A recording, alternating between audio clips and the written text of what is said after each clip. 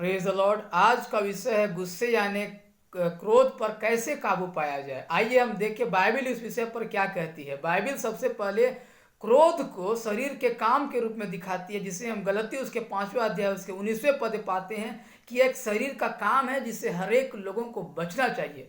दूसरा सबोपदेशक 7वां अध्याय उसका 9वें पद के अनुसार क्रोधी या क्रोध एक ऐसा स्वभाव है जो मूर्खों के हृदय में रहता है, यानी क्रोध करना मूर्खता करना यानी बेवकूफ़ी करने के बराबर है।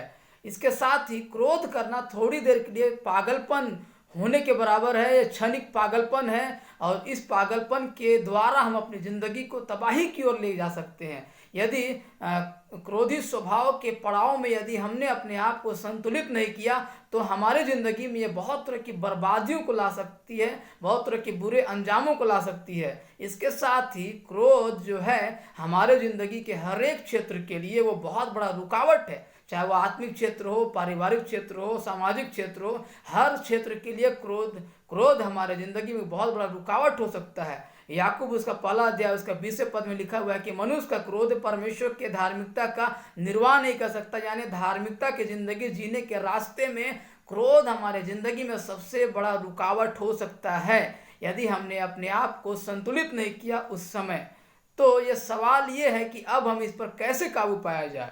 तो परमेश्वर का वचन हमें उत्तर देता है कि पवित्र आत्मा की अगुवाई के द्वारा ही हम क्रोधी स्वभाव के ऊपर जय हासिल कर सकते हैं। शरीर के जितने भी काम हैं उन सारे कामों के ऊपर आत्मा के फलों के द्वारा हम जय हासिल कर सकते हैं। क्रोधी स्वभाव के ऊपर में, क्रोध के स्वभाव के ऊपर में प्रेम, नम्रता, धीरज और संयम के द्वारा हम जय हासिल कर सकते हैं। दूसरा, क्रोध करने में हम धीमे हों।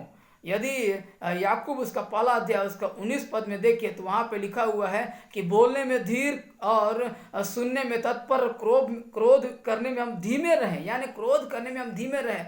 और नीति वचन उसका 15 अध्याय उसका 18 पद में लिखा हुआ है क्रोधी पुरुष झगड़ा मचाता है परंतु जो विलम्ब से क्रोध करता है वह मुकदमों को दबा देता है, यानी हमें क्रोध करने में बहुत ही धीमा रहना चाहिए। इसके साथ ही बाइबल हमें इफिसियों उसका 4था अध्याय उसके 26 और 27 पद में इस प्रकार से कहता है कि क्रोध तो करो पर पाप मत करो, सूर्य अस्त होने तक तुम्हारा क्रोध ना रहे और ना शैतान को अवसर दो। सब प्रकार की कड़वाहट और प्रकोप और क्रोध और कला और निंदा सब वैरभाव समेत तुमसे दूर किए जाए, यानी हम पवित्र आत्मा की अगुवाई के द्वारा ही क्रोधी स्वभाव के ऊपर जय हासिल कर सकते हैं।